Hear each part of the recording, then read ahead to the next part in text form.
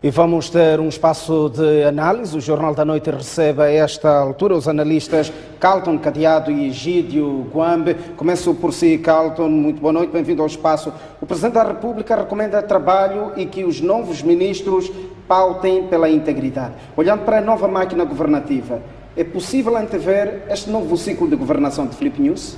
Boa noite. Boa noite, muito obrigado. Difícil é, fácil é, dependendo dos elementos que cada um tiver para fazer a sua análise.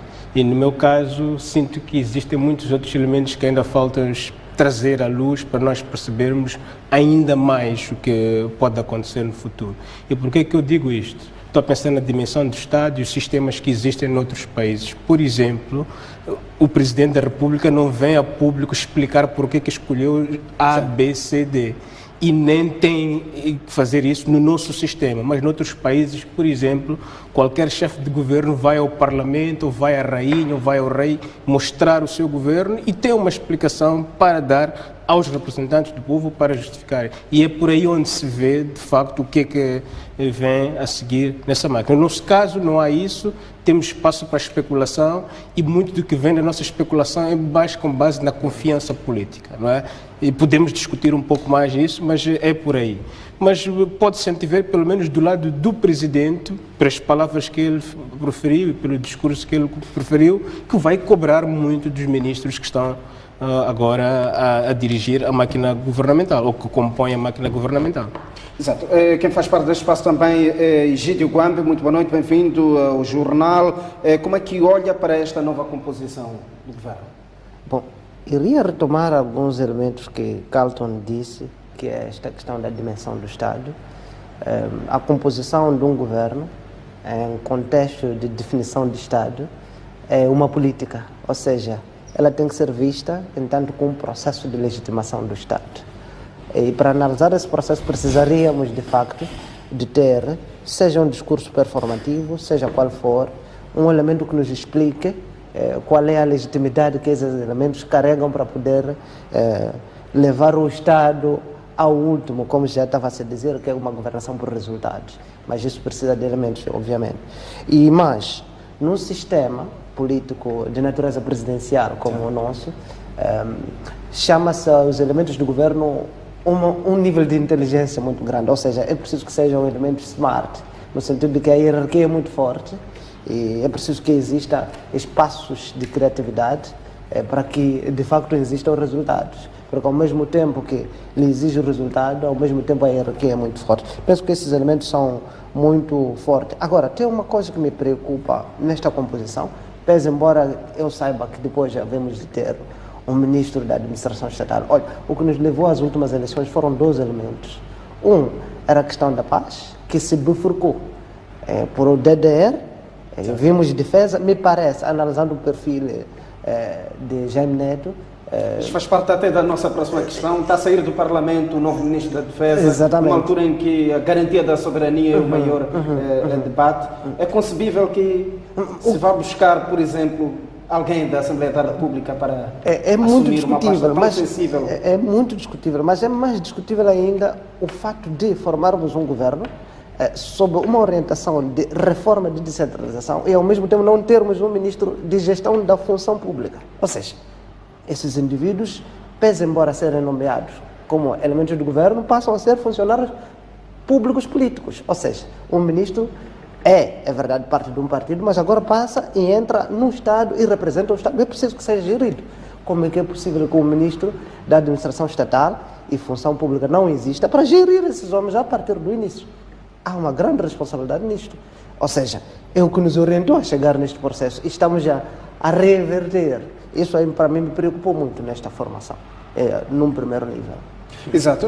Carlton Cadeado, Filipe Nunes falou de uma renovação na sua estrutura governativa a 60%.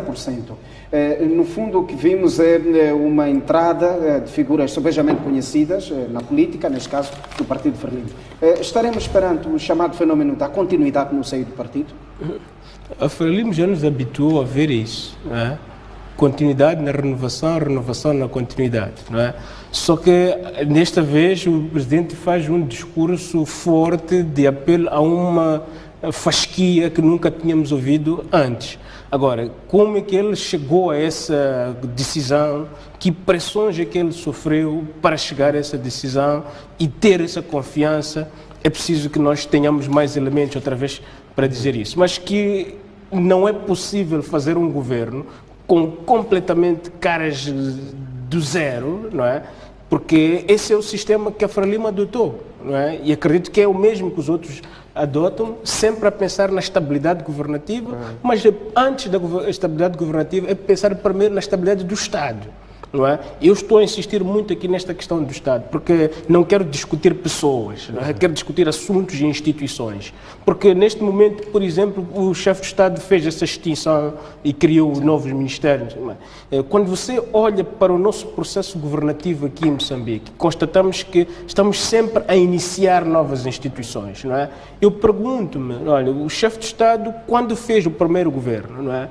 Foi feito na base de um estudo e de cálculos políticos que levaram à conclusão de que era preciso compor aquela máquina governativa, não é? Aquela estrutura ministerial ou aqueles ministérios que foram criados. Mas 5 anos depois, felizmente, ele só mudou 2, mas não deixa de ser uma pergunta, por que ele mudou 2? O estudo que fez para chegar à decisão de criar aquele governo, quanto tempo lhe deu para ele ter aquela máquina funcional e produzir resultados? Por que eu insisto nisso? O risco é de amanhã entrar um novo presidente e voltar a mexer na mesma estrutura. Eu tinha um grande professor que dizia-nos muitas vezes, olha, você não pode ser especialista em começar. Não é? Então, o Estado tem que ter instituições e temos que chegar a um momento como Estado, de facto, e a Frelimo tem muita responsabilidade nisso, porque ela é que criou o Estado, não é? E ela é que lidera o Estado. A Frelimo tem que sentar com todos nós e dizer, companheiros, vamos lá programar as nossas instituições para os próximos 25, 30, 40 anos e funcionarmos nessas instituições para não passarmos a vida sempre a começar. Exato. E Gídio, indo mesmo por esta deixa de Carlton Cadeado, o Presidente da República no seu discurso inaugural, aliás, num discurso até repartido, primeiro na Praça da Independência, a respeitar e a dizer que a diferença ou divergência de opiniões era uma riqueza do país, e no almoço que deu já na Ponta Vermelha, a dizer que o seu governo seria mais inclusivo e com 60% de caras novas. Entretanto, aqui está o anúncio, grande parte, se não toda a máquina governativa vir do Partido Frelimo. O que é que estará aqui a... Bom, obviamente, deixar passar, Presidente? Obviamente a discussão partidária pode não ser a circunstancial no momento de formação do governo e do Estado, sobretudo a dimensão institucional do processo. Se os elementos selecionados convier ao perfil, aos qualificadores necessários nos ministérios, nada mal que seja isso. Agora, obviamente temos que saber quais são os qualificadores que levam com que um indivíduo Y esteja neste lugar e não outro. Agora, formar governos de ajustes, de negociações, obviamente, é bom para um contexto como o nosso. A paz custa muito, custa até a estabilidade do Estado, que é o que estamos a viver até agora, mas penso que não pode ser uma abordagem a este nível. A inclusão, penso que, da dimensão de que estava sendo falado, é a dimensão de que esses indivíduos têm que ter uma cultura de Estado. Eu ouvi os discursos iniciais, dá para entender que ainda existe uma cultura de partido, não cultura de Estado. Isso é preciso trabalhar.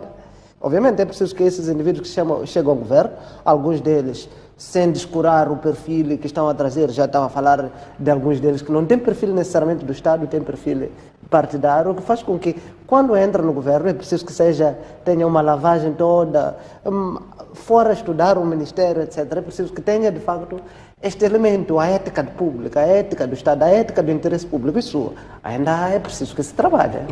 Carlton, uma das maiores... Sim. A Frelimo sempre faz um processo de indução. Os novos que entram, não é, sempre passam por um processo Há aqui um trespasse. Não, até por essa questão da postura que o Gídio está a falar. É muito importante, de facto, porque você vem com uma carga partidária que elegeu o partido. E tem que saber que naquele momento você está a servir o Estado. não abandona o seu partido porque é aquele que lhe colocou lá e você trabalhou para estar lá, mas a partir do momento que você se senta naquela posição governativa, você tem que pensar o Estado primeiro, depois vem o partido. É assim como os manuais nos ensinam e é assim como a prática também recomenda. Então, e já que estamos nesta senda, uma das maiores questões, um dos pontos de debate é a nomeação do Ministro da Defesa a sair da Assembleia da República numa altura em que a nossa soberania está praticamente beliscada. Como é que se explica? Estou a tentar perceber Estamos a falar de uma peça que não vem da casa, que não vem do Ministério da Defesa, vem da Assembleia da República e tem esta missão, garante da paz, garante da soberania, garante... Vamos lá problematizar isto. Um cargo ministerial é político, não é? É político. E o político que for colocado ali vem de qualquer sítio, mas tem que ter uma máquina técnica de apoio que o permita fazer o trabalho e cumprir as metas e os resultados que o chefe do governo impõe. Agora, isso já é um assunto de capacidade individual de liderança dentro do próprio Ministério e o aviso... Uma nota corretiva, Jaime Neto era primeiro secretário em Sofala e não... Exato. Mas não, ele foi parlamentar. Já foi parlamentar por longo tempo. Foi parlamentar por longo tempo, sim. Mas agora estava assumindo funções partidárias. Mas agora, aí vem a capacidade de liderança dele. Porque ele pode chegar ao Ministério e achei interessante ver o presidente a dizer ninguém sabe mais e ninguém sabota o trabalho dos outros. Mas se ele for um grande líder, não é? Mesmo sabendo que há essa possibilidade de sabotagem, aqueles a quem ele vai liderar, quando reconhecerem a sua liderança, vão colaborar e vão fazer o trabalho técnico. Por que eu digo isto? Por exemplo, o ministro dos Transportes, o atual, não é? Pelo CV que eu vi, não vi muita carga partidária. Aliás, o próprio presidente disse que, olha, não exigimos cartão partidário a ninguém quando veio para aqui. Não é? Então, estamos a assumir que são posições políticas que o presidente e a sua equipa que o ajudou a formar viu naquelas pessoas capacidades políticas de gestão da máquina ministerial. Não é? Essa é uma discussão. Por que eu trago essa discussão? No Ministério dos Negócios Estrangeiros também há essa discussão. Sim. Não é? E sempre houve. Não é? No Ministério do Interior também sempre houve.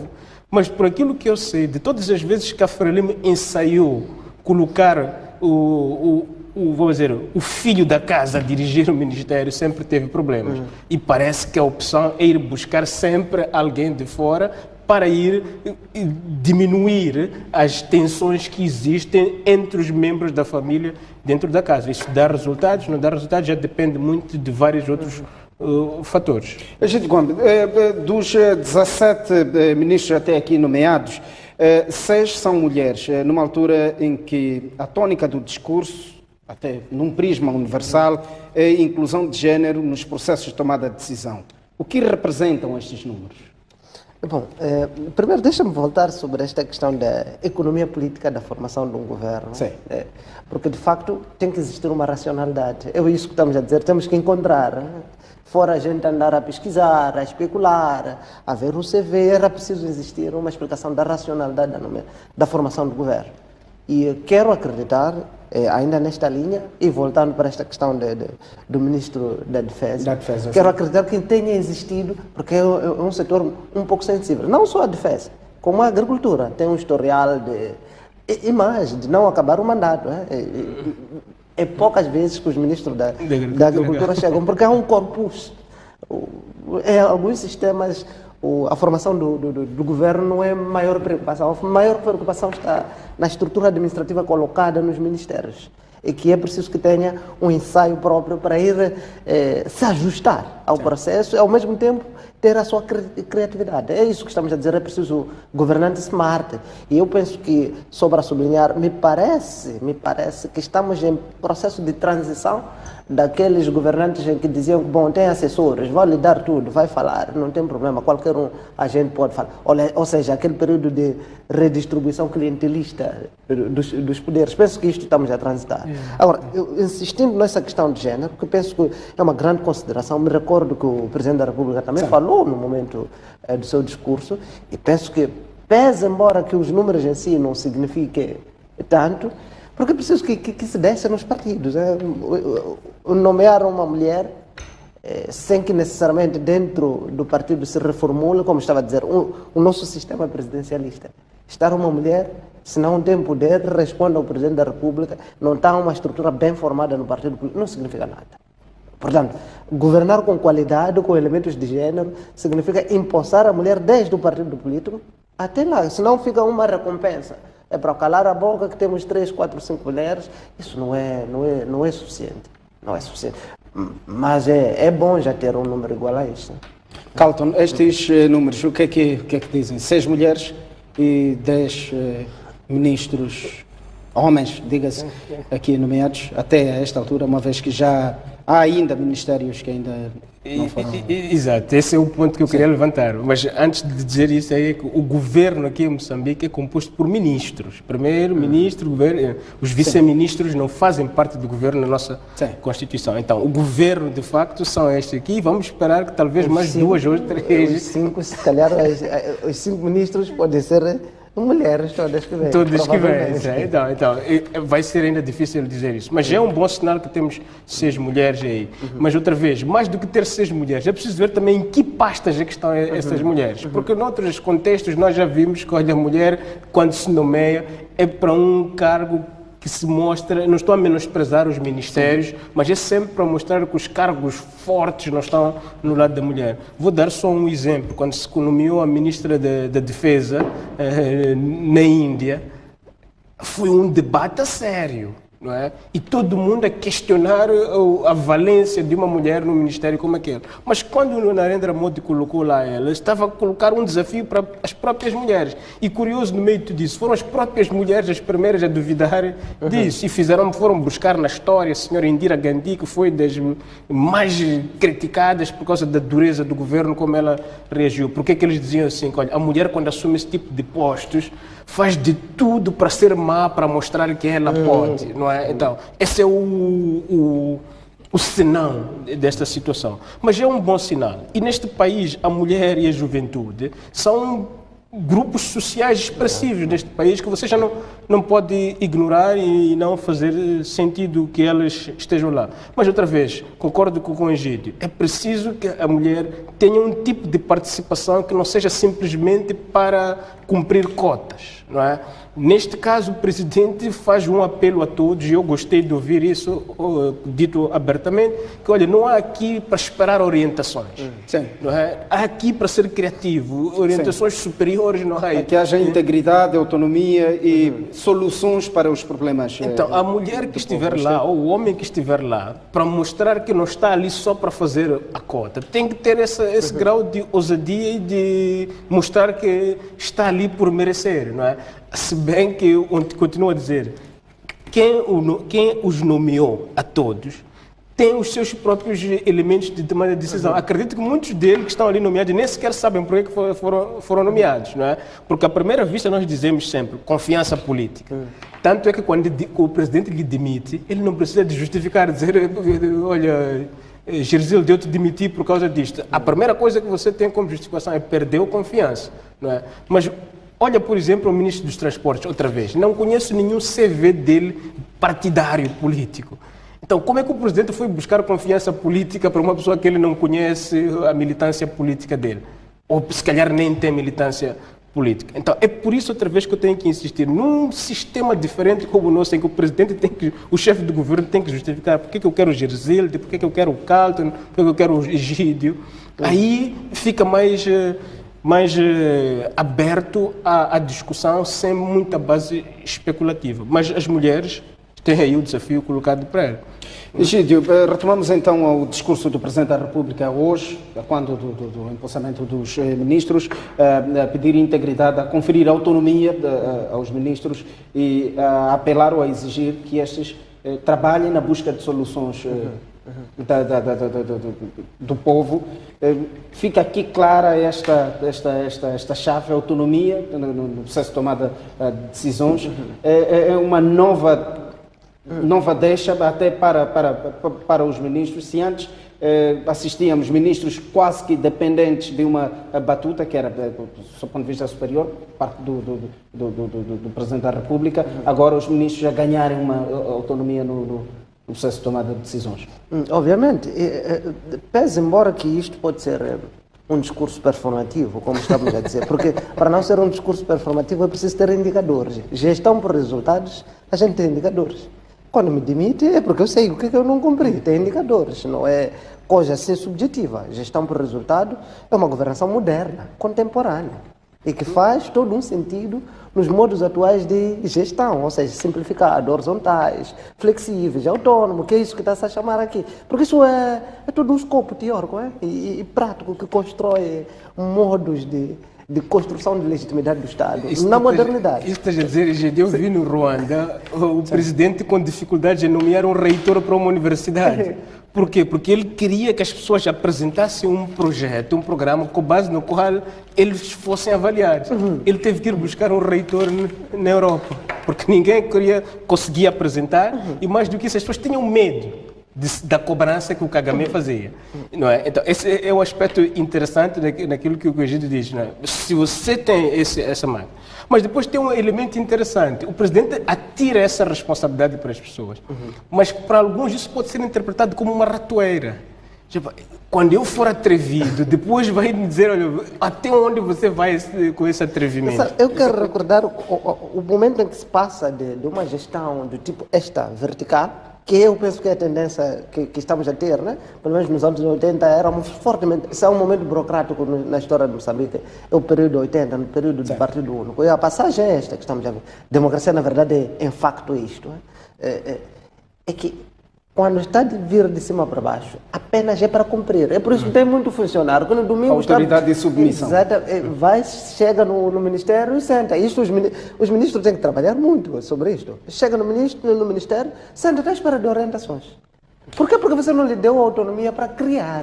Uma última questão para os dois. Este governo toma posse numa altura em que Moçambique tem que, ou melhor, numa altura em que no elenco anterior, ou melhor, no ciclo governativo anterior, houve poucas mexidas.